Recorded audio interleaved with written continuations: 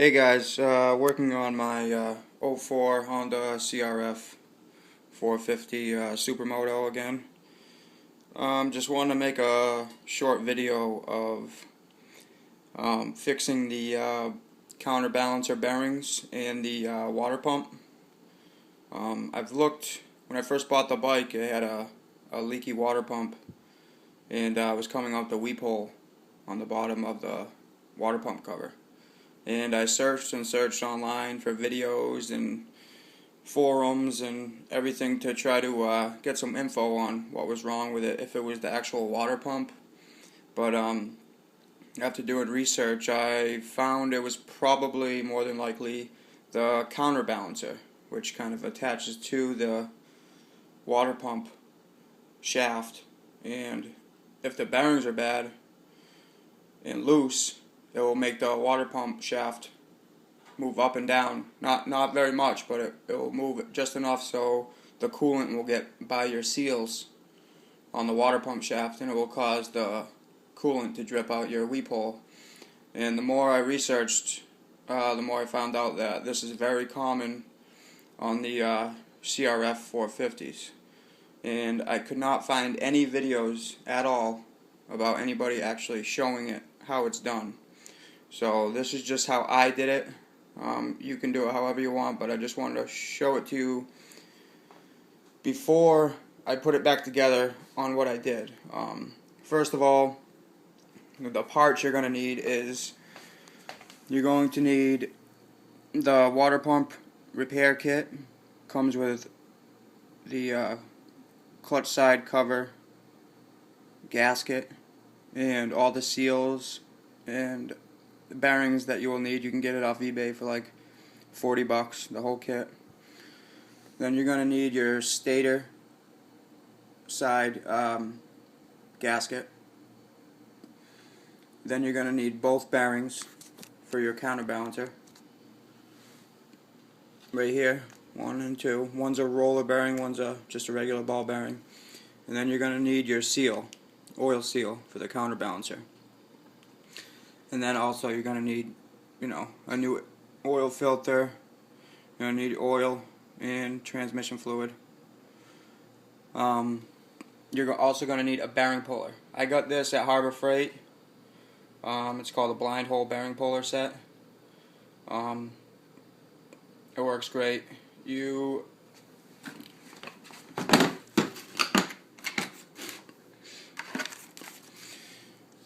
put one of these, whatever fits. It was this one, happened to be this one. You put it in there, screw this out. It expands this part, goes inside the bearing. You hook your slide hammer up to it, slide it, works great. Took me about 30 seconds to get the bearing out that way.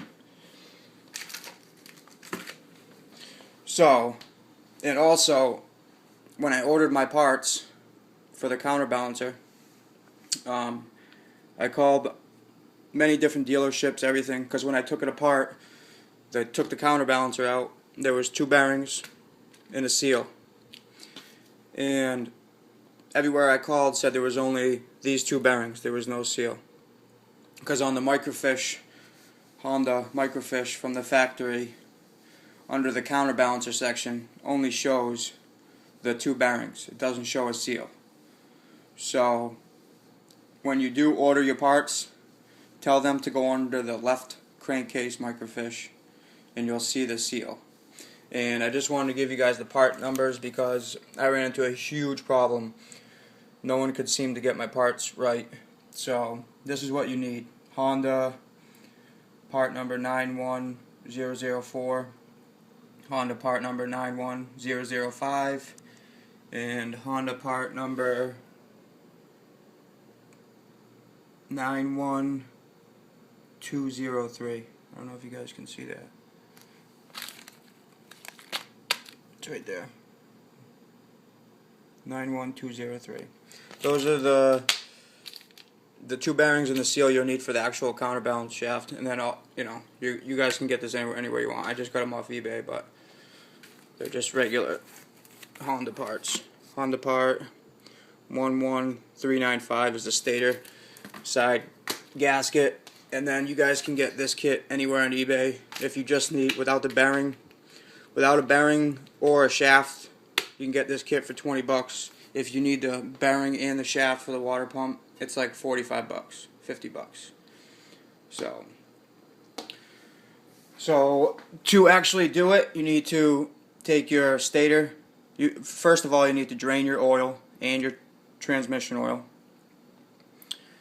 Then you need to take off your stator cover gasket. And not just your clutch cover. Don't even take your clutch cover off, meaning this cover right here. Actually take the right side case off, half the case. And you can keep you can either leave the water pump cover on or take it off. It's up to you, but you're going to need to take it off at some point, so I just took mine off. Okay, so once you do that, you also need to remove the kickstart and the rear brake. And on the other side, you need to remove your shifter so everything can slide out. So once you do all that, you also have to drain your radiator fluid too. And I didn't make a video of me actually doing it because it would have been a long, boring video, you know, an hour long of me trying to get bearings out and undoing bolts. So I'm just showing you how to do it because there's no videos at all about doing this. Okay, so when you start off, the cases are out, your fluid's drained. This is how it's going to look. This is your counterbalancer. Your water pump shaft goes inside of here.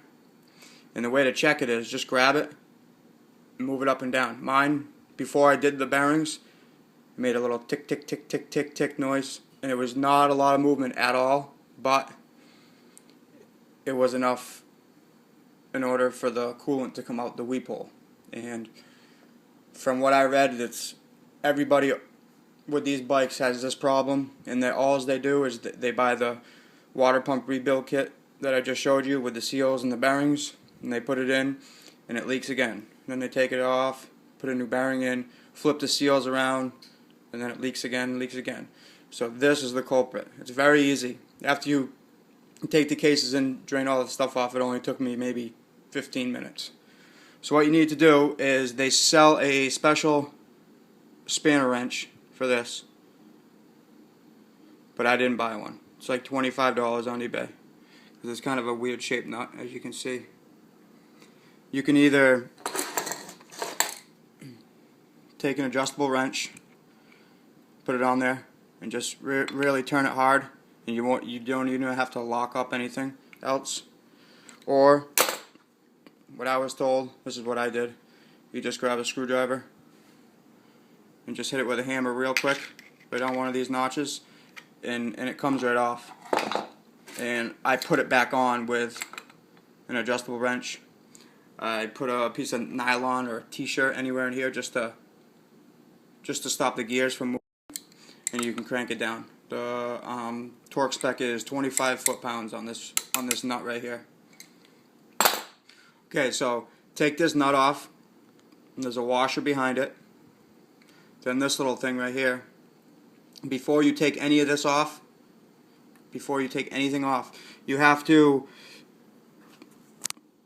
turn these gears with your clutch or with your kickstart to line these up. So put this mark over to here, and just, you can either use nail polish or you can use a scratch awl, or I used just a Sharpie permanent marker, and I made a mark from this to this, wherever I had it lined up.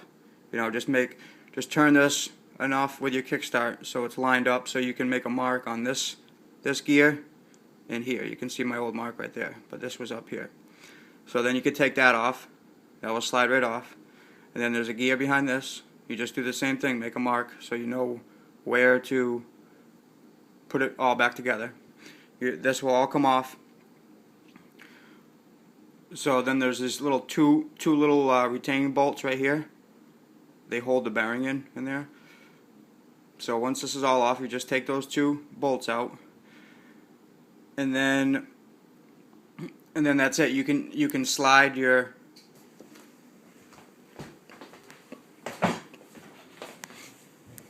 this is the other side of the counterbalance shaft. You could just grab this. Before you do that, do the same thing. Make a mark. There's a nylon gear right here, and I made sure this was turned around. This part right here was up on top, and you just make a Sharpie mark. You'll see what I'm talking about once you get into it. I'm just making a mark, just reference, just so I put it back together the same exact way it was taken apart. So anyways, now that those are all off on the other side, you can just take this, slide it right out. And right behind here is that oil seal I was talking about. You can either use a seal remover, or I wasn't using the old one, so I just popped it out with a screwdriver. So that seal is right behind this, and then you're gonna be, that's your roller bearing behind the seal, and that's where you're gonna need that blind hole bearing puller, because when this is out, it's just basically a hole right through your engine. There's you can't drop anything in there or anything like that. It's just a hole right through there. So and it's kind of like it's odd shaped, so you can't really get a socket or a bearing driver in there. So that's why I use that, and I just put it right here. Use a slide hammer, came right out, popped right out. And another tip is, before I installed the new bearings, I put them in the freezer for about 2 hours, and I took the roller bearing, pushed it right in, no problem. Hit it with a hammer just to seat it good. Put the seal in.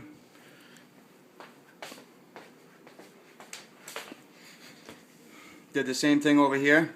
Put this bearing, as you can see it right in there, that ball bearing right in there, that popped right in. Put your 2 bolts back in, so it can't ever come out, and just put your balancer shaft back in and line up all the marks.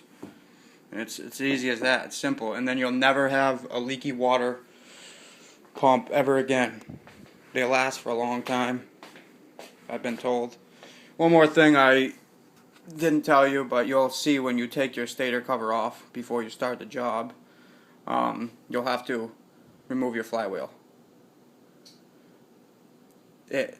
I'm not really sure if you have to or not, but I did, just because I bought the kit with the speedo and the tack and the regulator, rectifier, battery. I did the whole lighting kit and everything. So I had to switch my as you can see, this is a stock flywheel and stator inside, and this came with the kit. It's a much larger flywheel, and I got a new stator too.